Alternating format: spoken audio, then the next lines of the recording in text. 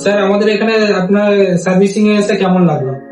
খুবই ভালো, কোলেস্ট্রিক মোডস। আর এখানে সার্ভিস চার্জ খুব কমই নেয়। আর এখানে স্যাটিসফ্যাকশন ক্যাচও খুব ভালো। 5 বছর ধরে এখানে আমি আসছি। Let's go back.